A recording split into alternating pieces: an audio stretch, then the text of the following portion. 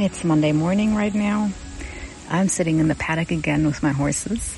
My favorite place. The sun is shining.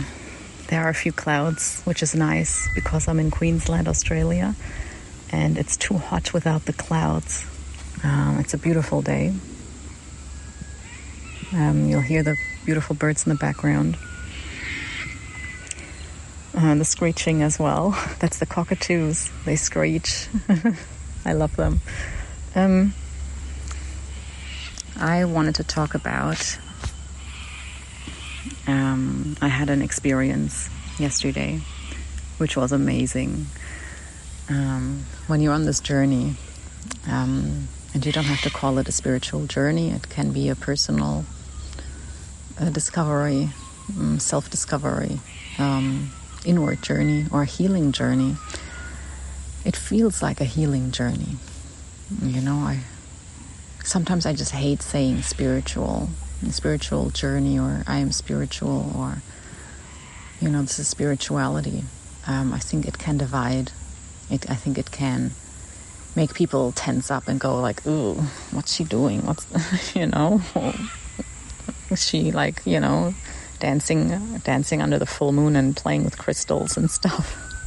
And I don't want to even talk about that like it's, like I'm making fun of it, because I'm sure it has its benefits or it helps people. And I don't want to judge, but I also don't want people to tighten up when they hear spirituality or spiritual journey. Maybe that's just something in myself that I need to relax about. But to me, more and more, it's becoming more of a healing journey. It's definitely an inward journey. So you sort of go out into the world.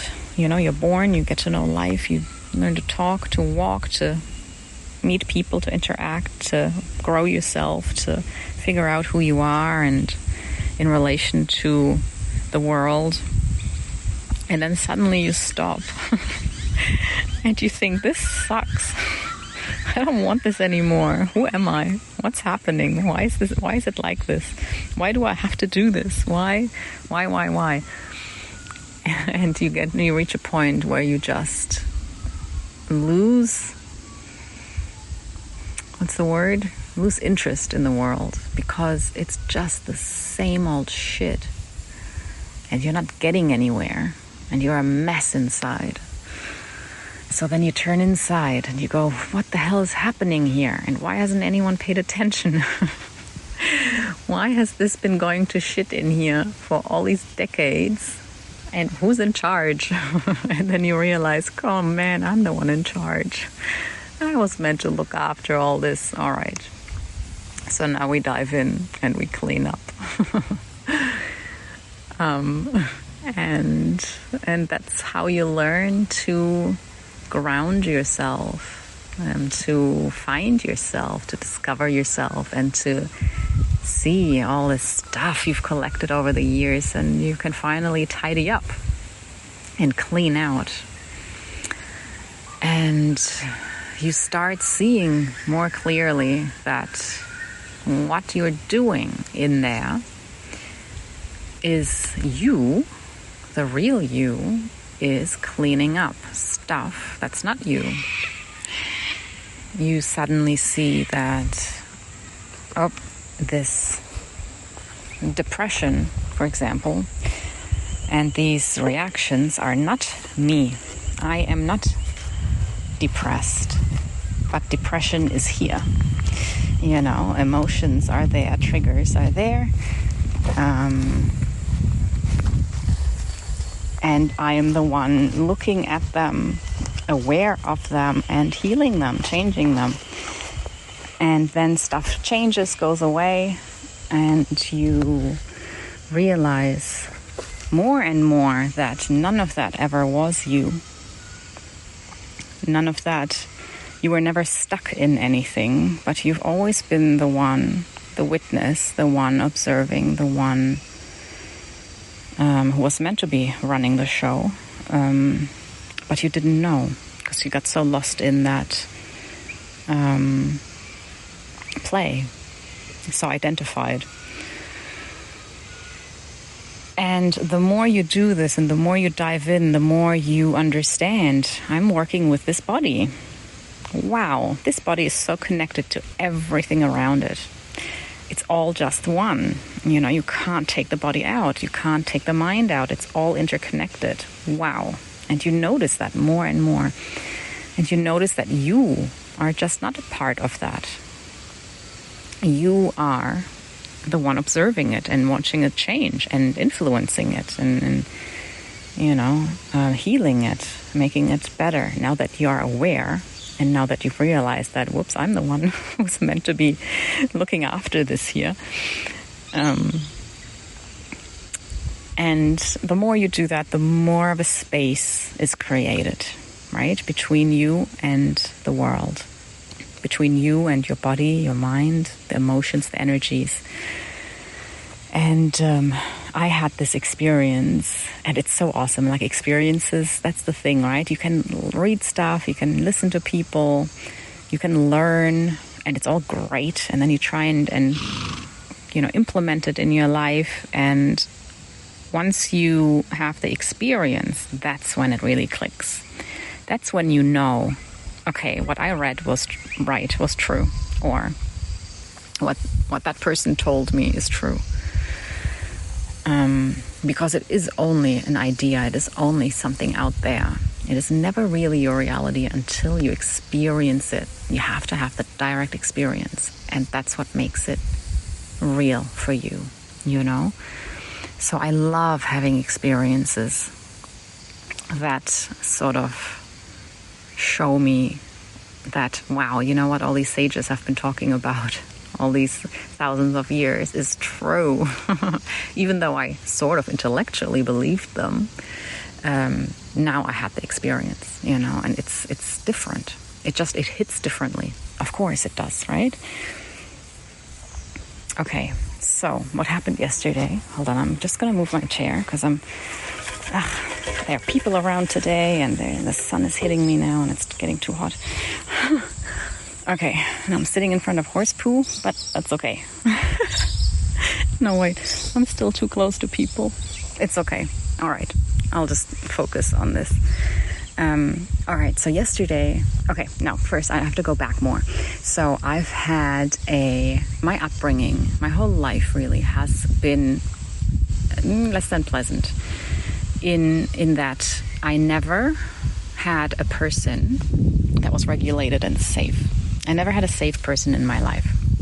So growing up, my parents had their own struggles and could not be the parents that a child needs for safety, for regulation, for connection. So there was no connection, and I grew up with what is now called trauma, you know. I was traumatized, you know, I think they call it the small t trauma, which is not one big event, but lots of little consistent, continuous, sort of, you grow up in an environment where your nervous system continuously learns it's not safe, you know. You search for connection, you search for safety, and you don't find it. Or then you find it, and then bam, it's gone. And then you find it, and bam, it's gone. And it's that whole up, down, you know, safe, not safe, safe, not safe. And at some point, your nervous system goes like, or your brain goes like, all right, this is too much. We can't survive like this. We're just going to shut down. Then you get your withdrawn child or teen, and you think, what's wrong with them, or are they depressed, or are they going through a phase? And it's just that whole I give up, you know. Your nervous system sort of has to save itself so that you can continue to survive in a world that is ultimately not safe, you know. So now you have learned the world is not safe. And I have experienced not only that I had no safe people in my life, but also what happened is at school, while I was younger, in Germany, I was bullied severely every day, or what feels like was every day. I can't say really for sure. I mean, it could have maybe been once a week or twice a month or something like that. But to me, from my memory and the impact it had, it felt like every day. So basically, I had to go to school every day and I felt unsafe. I was terrified and I had to shut down, and I couldn't learn because of that, because my entire body, my entire system shut down. I remember once I was asked to read. We all had a book and the teacher kept going from student to read. And I was sitting there and I was panicking inside, and I just thought, oh my God, I don't want to read out in front of everyone. I was so scared. And my system shut down. So when I was asked to read, I couldn't read. I had no clue. I could not see the words on the page. I read out because I was terrified of saying no. So I had to do as I was told. Oh, poor me. But I don't know what I read. I have no idea. And then the teacher was like, students started laughing, and the teacher said, Judy, you have to practice more reading. That was something that happened I will never forget. That was so traumatic for me. It was absolutely terrifying. And I just lived through school that way, completely shut down in a state of panic the whole time, from the moment I got there, or even before I got there, from the car drive or the bus ride till I got there, till I got back home. My entire body was in fight-flight mode. I don't know how I survived. That would have been a few years that happened. I don't know how I made it through. I'm not well, but that's important to know. So I have never really felt safe in groups. So anytime there is a group of people, so I would say maybe 3 or more, it takes me back to that classroom setting, the school setting where I was not safe. I get the same emotions. And I've been working a lot with that stuff in the recent years. So yesterday, now we come to my experience. So yesterday I went to a group meeting, not really a meeting, like a group of people that come together to learn about nonviolent communication and also the work of Byron Katie, and basically just learning how to live in the world, how to not overreact, how to be more in control of your emotions, your emotional state, and the thoughts that are going on, to become more aware. And I love that stuff, right? This is right up my alley. And I thought, wow, a whole group of people were interested in that. Yes. So I joined it, and I finally made it to my first session yesterday, and it was amazing. I loved it. I learned so much. The people were absolutely beautiful, lovely people. But inside, what happened is the same response that I had as a child in school came up for me that day. And that was crazy. I learned now I have the tools to regulate, to self-regulate. So I was doing that. And I was very aware that it was happening in my body. And I was so separated from that, as in, I am not anxious. I am not freaking out. I am not going through this. But what was happening was simply, oh, my body is going through this stuff. Oh my God, I know this feeling. This is what I have experienced when I was little. This is what I experienced at school. Okay, how can I look after myself? All right, I will relax my body. I will take deep breaths. I will make the out breath longer than my in breath. I will relax my face. I will have a micro smile on my face. And I will focus on not my body, but out there, what's happening, and what we're actually learning, what other people are saying. And that worked. It was fine. I actually enjoyed myself, sort of regulating myself, and it was good. Then I got home, and it's funny, as soon as I got home, I sort of crashed. Something in me just went, it felt like, and I could feel that childlike exhaustion that I felt as a child. It was that innocent, I don't know. It was just like a child's anxiety, a childhood. It feels different than an adult one. I don't know if anyone can relate to that.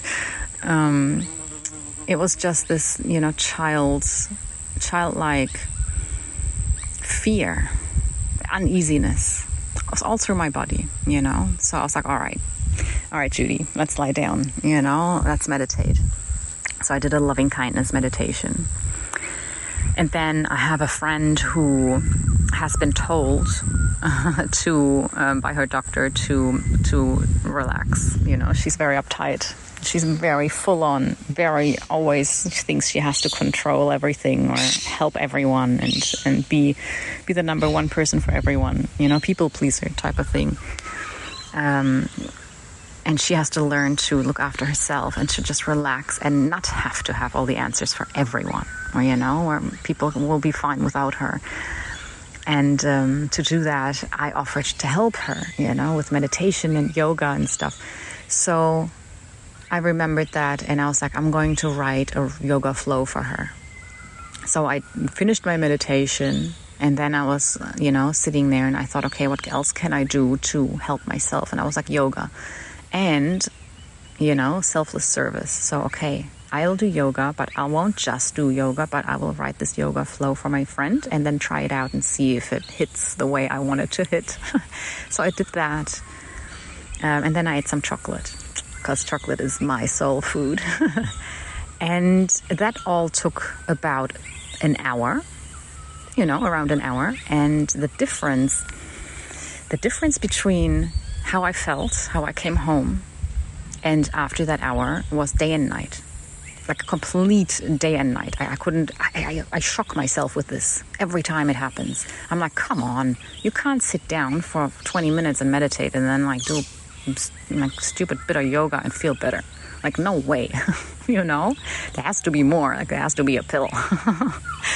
But no, it completely reset me. Completely, like, not just reset me, I was filled with love. Like, oh my God, So I checked in, sort of trying to poke the wound, go like, come on, is there something still? And I could feel, there was a bit of the residues, but I think it was just like physical. And I was just so, I was reset. It was great. So then I continue my day, la la la la la. Oh wait, am I meant to say this right now? Sorry, I'm just trying to. Okay. So then I'm lying there. I'm checking my phone. Checking my phone, answering messages, whatever. And then I got onto Facebook, and then I saw something that triggered me big time. And that is a trigger from now. So we all have our unconscious childhood stuff or conscious childhood stuff, but that is sort of still operating mainly subconsciously that we're not aware of. So something triggers us, we get really aggressive and we have no idea why. Or it's just like, well, I just don't like this, and we have no clue why we don't like it. We don't really question it. It's just who we think we are. There's all this stuff. I think according to Bruce Lipton, it's 95% of our, reactions. I'm not sure if it's reactions, but you know what I mean. Like 95% of how we react and feel and show up in the world is because of subconscious things from our childhood. Mainly, I think the first 6 years of life, or even 2 months, or like it's crazy. It's like, what? It's like you're set. You're completely programmed but before you can even think. But then it's only 5% of stuff that we're actually aware of. Like, this happened and it triggers me. So what happened then on Facebook is that 5%. So I'm aware this happened recently in the last few years, in the last decade, and it hurt and it triggers me. And that came up and I knew why, and it hit hard, and bam. Here I am, full-blown emotions, but still with that space, right? Because I have this space now. It's me, and then there's everything, my body, my mind, the thoughts, the emotions, the sensations happening, and I can see that. Sorry, guys, my voice. Okay. So I'm sitting there and I'm going like, damn, and first reaction is, no, not happening. I don't care. I'm not reacting, as we all do. But then very quickly I'm like, oh, no, don't. Like, you have to actually see it, sit with it. You have to. You can't push it. You can't wish it away or just pretend, it didn't actually hit. You have to, right? But that's beautiful. That's the thing. That's healing. So, sit with it. Yeah, all right, it's there. Come on. And that's when I noticed. Because to me, it's always like, childhood stuff. Oh, yeah, past stuff. Oh, yeah, breathe through it. Be gentle with yourself. Poor little baby Judy, little young Judy. And come on, I'll hug you now. I'll mother you now. It's all like very, there's such a distance and like come on, it's been so long ago and so much time passed and, But if it's something recent, like think of something last week and the person who did it, or is triggering you is still there in your life and is still continuing to do the same stuff, it hits differently. And it makes it it seemingly makes it so much worse and so much harder for us to let go of. But I noticed yesterday, I was like, oh my God, the stuff that came up, that was triggered, the emotions, the emotional reaction, the physical reaction that was triggered by this recent trigger that I'm fully aware of how it happened, why it's there, was the exact same stuff that I had felt earlier that day that to me was like, oh, yep, childhood stuff. From, I'm in a group, there's this whole like anxiety thing popping up, fight, flight. It was the exact same thing. I checked. I was like, all right, forget the thoughts surrounding it. Just what does it feel like? It was the same feeling, sat in the same place in my body. What's the underlying sort of emotion? And it was the same thing. It was just this alone, I'm scared. I'm scared there's danger, and that was my big, like, whoa, okay. So no matter what's going on around you, no matter what you've been through, no matter what, anything outside of you, right? No matter what, it doesn't matter at all. The only thing that matters is what's inside you. The barriers that you've got inside are going to get hit by anything outside of you, by anything in life, anything in the environment, anything from even your memories, like anything that's already happened, or fear of what will happen or what is happening or what you'll encounter. If there's something in you, if there's a barrier in you, it's going to get hit one way or another. And it doesn't matter what hits it. It's going to feel the same because it's that barrier that gets hit that's going to be what you feel. It's not going to be about he said this and she did that. Or I used to be treated badly, so now I'm sad when you say this. It doesn't matter how it manifests and how you think you're stuck on what, and it doesn't matter. If you've got that barrier in you, that trigger, that little thing that you've held on to, it's going to get hit by no matter what. Like you just don't know. It's just going to get hit. But that's awesome, right? That's amazing to realize because that gives you total control.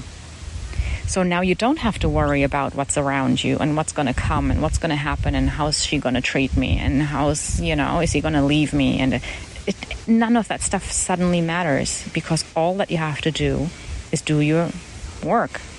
Go inside, clean yourself up, heal yourself, because when you heal yourself, you undo all of your barriers. You get rid of your barriers. You see them. You become aware of them. Most of them are unconscious. We don't even know we have them. You become aware of them and you get rid of them. And when there are no barriers, nothing hits. So when there are no barriers, I will go to a group meeting, to a group, and I'll be fine because nothing's hitting. because the group itself, these people did not do anything. Do you know what I mean? But what was hit was a memory of whenever there's a large group of people, I don't feel safe. I have to protect myself. I have to be ready to fight, flight, Yeah. So then I was thinking, can it be achieved? And I think it can. Because this stuff, so how you can also see it is basically you have a wound, right? So you have a barrier or you have a wound that needs to be healed. The world outside of you, just imagine you have a wound on your arm. So I'm just holding my arm right now. You have a wound on your arm and now someone comes and pokes it. And it hurts, and you flinch, and you get angry. Stop poking my wound. Ow, you're hurting me. They're not hurting you. Because if they poked you on your leg, you wouldn't be hurt. The wound hurts, not the poke, It's because the wound exists, you are hurting. And so when we heal our wound, the poking or the environment won't hurt us anymore. And then we won't have to overreact. And on that, I'm going way off now, but even on the path of healing, you can learn to not overreact. So if someone comes and pokes your wound, that's when you do the whole rethinking, right? It's like they don't know what they're doing. They don't mean to be bad, to hurt me. I have a wound, that's okay. I'll love myself. I won't get mad at them for poking me. I will kindly say, could you please not poke me? Could you poke me here instead? Or could you please not poke at all? And that's the whole, that's where Buddhism helps a lot, and it's that whole, and loving kindness, and you just find compassion for yourself. Yes, I'm wounded. Every single person you will ever meet in your whole life has a wound, is wounded. Every single one of us. There's not a single person in this world who is not wounded. And if we remember that, that will soften us as well and will help us be kind with others, even when they don't act in a way that we like, to understand they have their stuff too and they're doing the best they can, and if they're poking me, take a deep breath. See how you can protect yourself without attacking, without lashing out, that whole thing. But then I thought, all right, can you actually get rid of all your wounds? Because then what? You're ultimately Buddha then, right? Like if you get rid of everything, all of your wounds, you don't get triggered anymore. You're Buddha. Can that be achieved? And something in me feels like, yes, it can. And it will, but not in the way that I always thought. I always thought it meant, cool, no wounds, stuff just happens and you feel nothing anymore. Or you just feel happy all the time, right? But that's not life. You can't, right? As a human being, you can't just eliminate the negative. But then I remembered, okay, that's exactly it, right? You can't eliminate the negative. It's always there, but you simply don't react to it. It simply doesn't stick. So I think what proper healing would look like is not that I erase my past. In my, for example, like taking my past, like my experience now, that it's not that maybe every time I'm in a group that will be the first reaction, but I will be healed, so straight away I can go to I know exactly what to do, and the new pathway I've created will take over and I'll be fine. Do you know what I mean? Even just the memory. Oh my God, this used to be so difficult for me. I was never able to sit in a group setting because of whatever. Now I can, take in the gratitude or give out the gratitude into the world and just be conscious of how thankful and grateful you are in this moment. And, so the memory remains, but you can change your life. You can heal all of the stuff in you. Totally. Yes, yes, yes. This is exactly what I'm learning right now in the field I'm going into. And I fully believe in it, and that's why I'm doing it and why I'm so passionate about it. So, for example, what I did yesterday is I went to this group setting, and my nervous system was dysregulated. Yeah, and it went into fight-flight, and it stayed there for a really long time. And what I did, and it happens automatically, right? So my body will automatically react if there's a new group of people. And that's also important. It is now only if it's a new group. If it's a group I know, I relax into it. I become comfortable. But if it's new, that's when I get triggered quite severely, apparently. So my body reacted automatically to this new group of people. And then what I did consciously is I regulated myself. And I have trained that. I've learned to do that over the past few weeks, even just weeks. I mean, this is something you can learn quickly, and you implement it, and it works. So all I did was the conscious breathing. We did do a short meditation at the beginning of the session, and we all sort of introduced ourselves and shared a bit about how we're feeling. So that was really nice too, because it built a connection.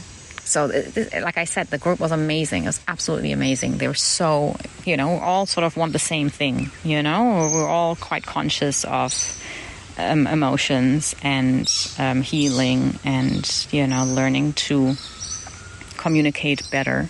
And, so this whole introduction and how we're feeling, it created a connection between us. It made it less scary. It made it less like, oh, we're all strangers, Now we knew our names. Now people said, I feel quite, what was my word? Something,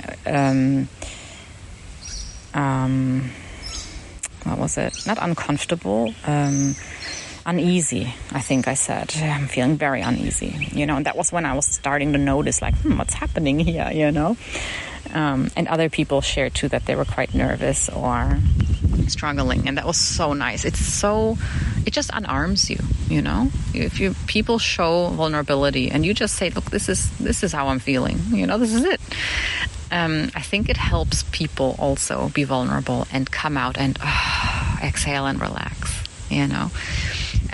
But it is something you learn, You learn to read your body, read your responses, and you learn to deal with them, to regulate yourself.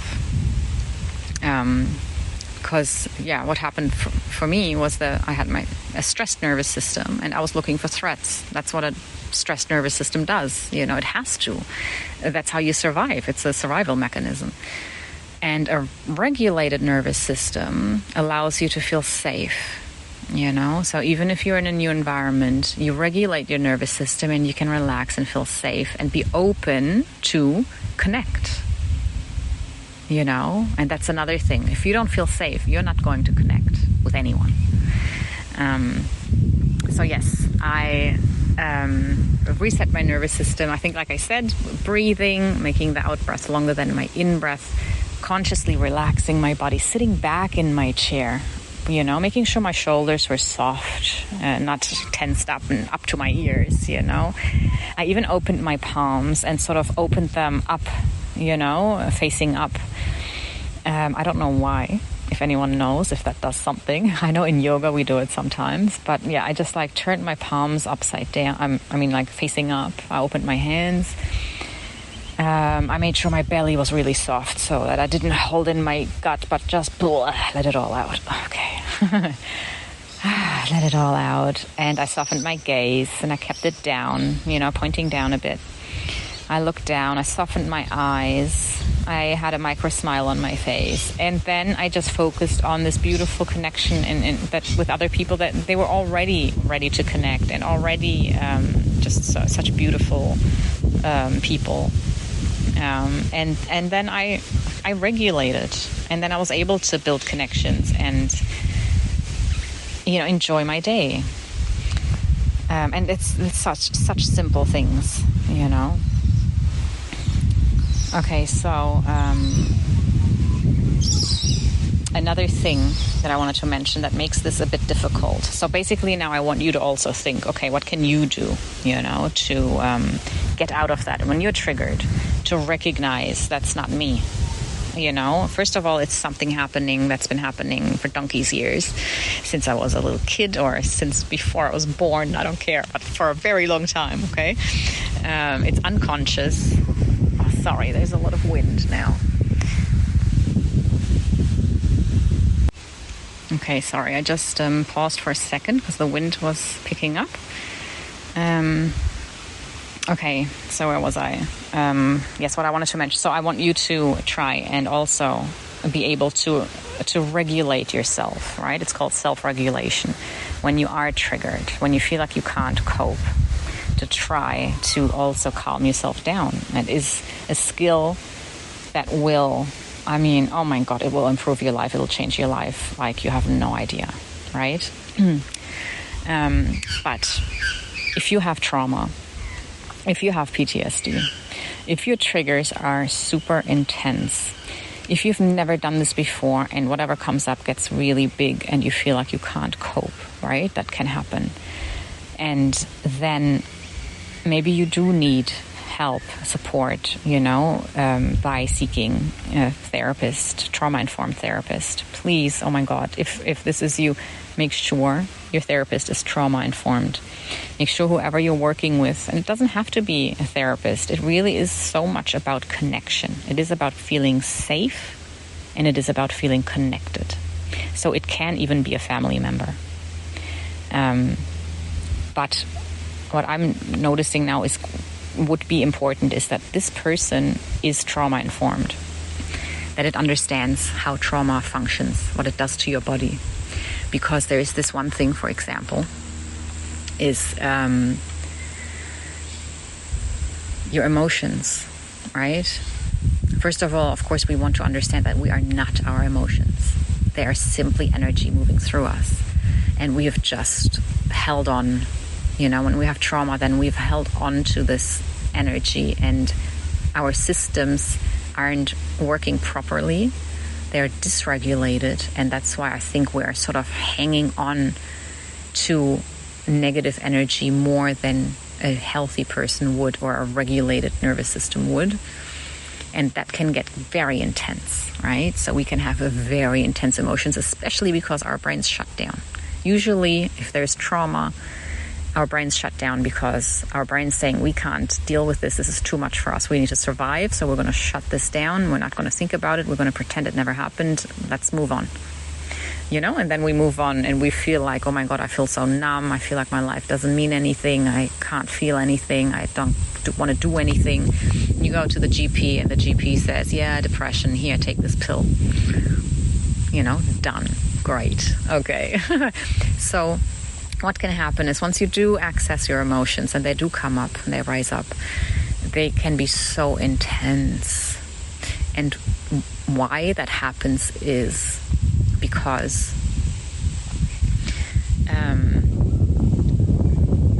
it feels like the emotions trigger something in you that makes you feel like it is happening right now. You lose the knowledge of I am safe and I am just remembering this, right? So it hits when you have trauma and your shit hits and you're triggered. You have a full-blown attack because to you it's like it's happening right now, and that is because the stress response of your nervous system that puts you into that fight-flight, when you remember, shuts down the upper part of your brain. Right, there's a whole stuff that happens in a stress response. I'm sure some of you know, where the blood gets pumped into muscles, your digestive tract shuts down. Okay, we're not digesting now, we just need to survive. So blood goes into your muscles. And another thing that happens is the upper part of your brain shuts down because we don't need that right now. We need to survive. We don't need to figure out this crossword puzzle, basically, like that. And we don't need to sit down and come up with a plan of like, how can I outsmart this tiger in front of me so I can survive? Let's come up with a nice plan, right? So it shuts down the part that is your problem-solving, critical thinking part. Another thing that this part does is it processes time and space. Yeah. So now when your memories come up and trigger you and you're filled with emotions, the part in your brain that will tell you, okay, yeah, this is bad, but remember this happened 20 years ago, is shut down. It's offline. And that's when we feel the emotion and we are back in that scenario. And it feels like it's happening right now and we're in it. We cannot see that, oh, I'm safe now. This happened so long ago. I find that fascinating. I love that. And this is all, and the good news is that we can influence our nervous system, our whole physiology, our genes. We are in charge of our genes and physiology and how everything in our body works. So how do we get there?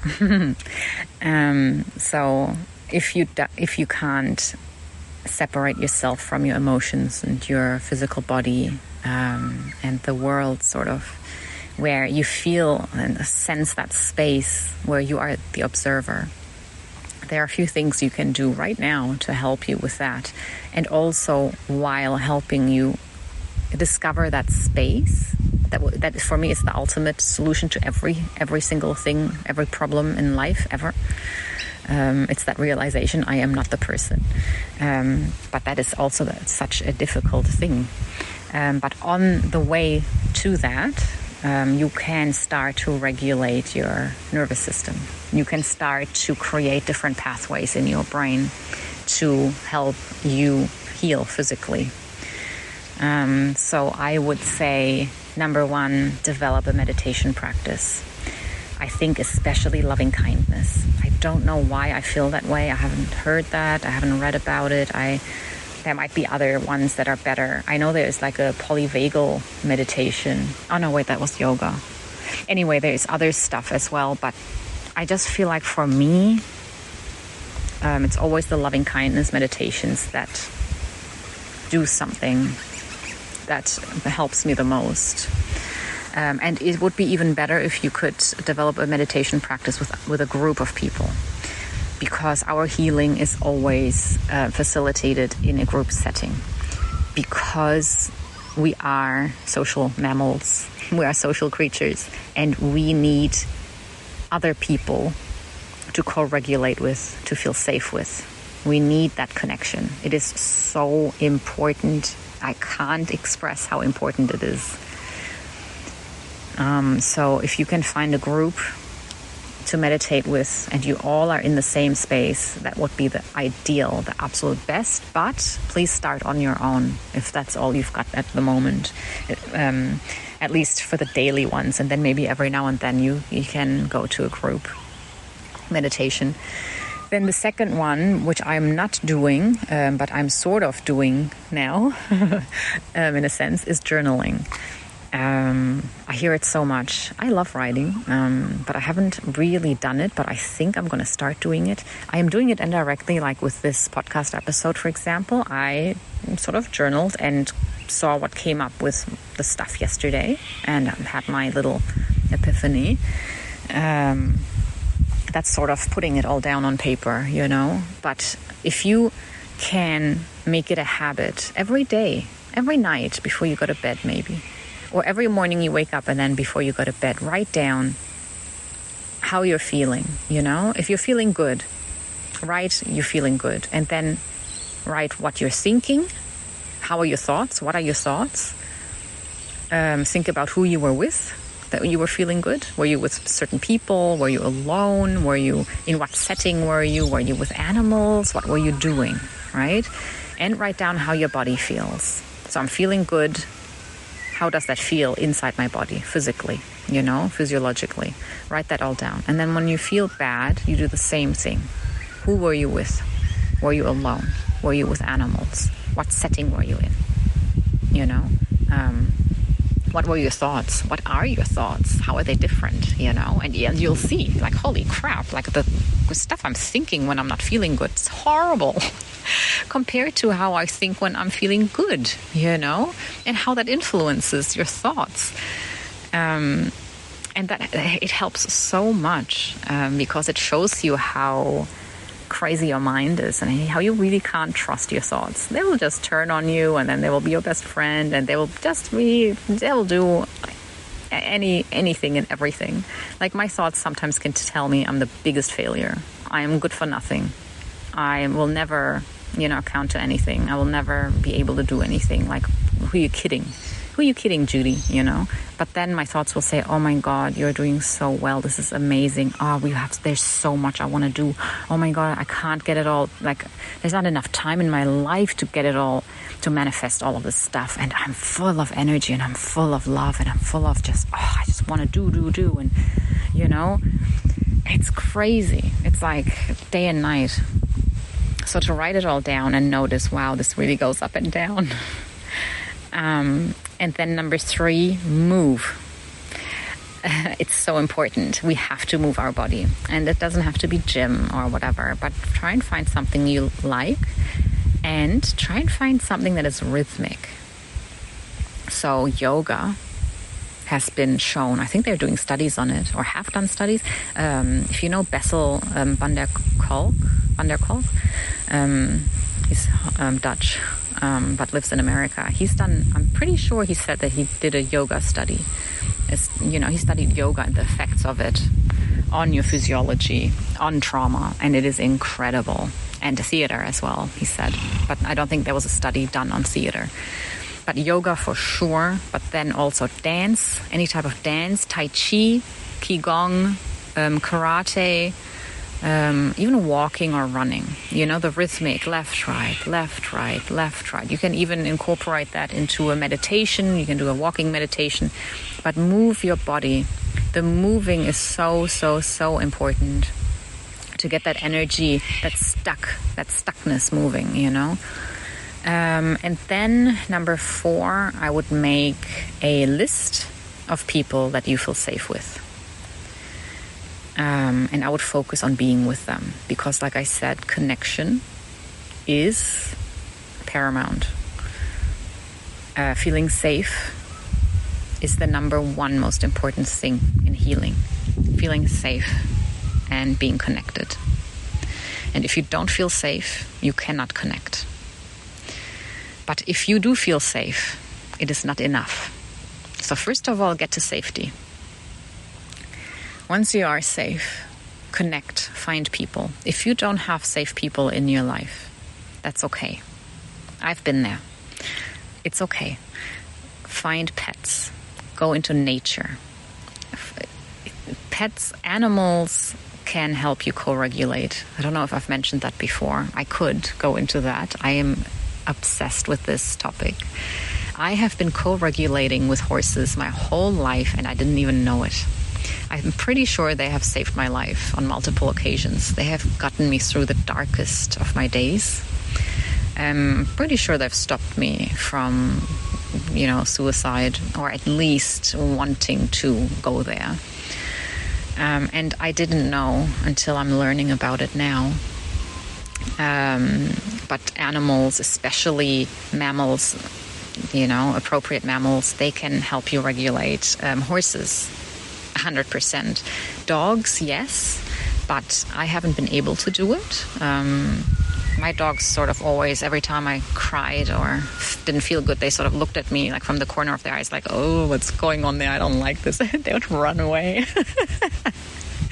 So I didn't have a good experience with dogs.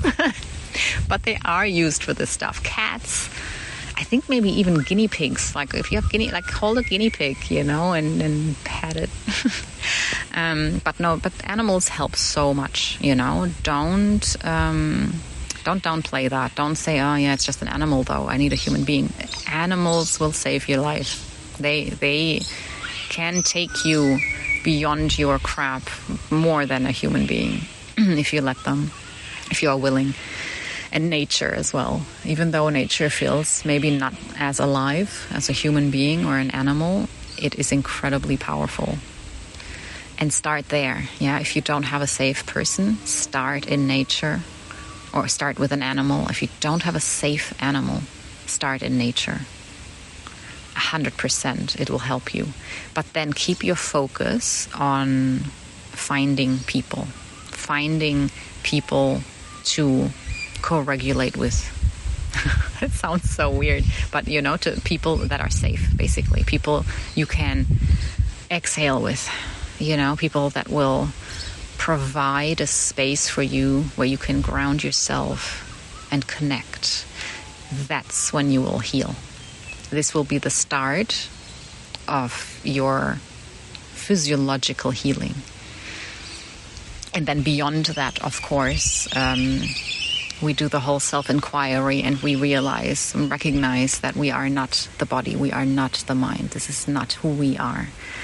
This will be your ultimate freedom, your ultimate, oh my God, you don't see anything anymore that's good or bad. It's just all perfect, But small steps.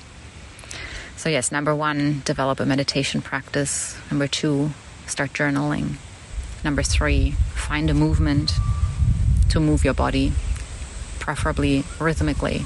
And number 4, make a list of people that you feel safe with. And if you don't have that, find an animal that you can be safe with. And if you don't have that, go into nature where you feel calm and grounded.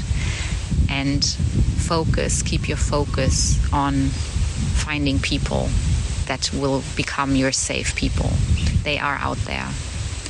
Breathe. They will find you in time. Once you're ready, they will come and find you. I promise you. I promise you. If you are alone right now, you're meant to be alone. That's okay. Just be open, Keep healing. Keep doing the other stuff. Keep learning to open yourself. Soften your heart. Open your heart. Let go of all your garbage and the right people will find you.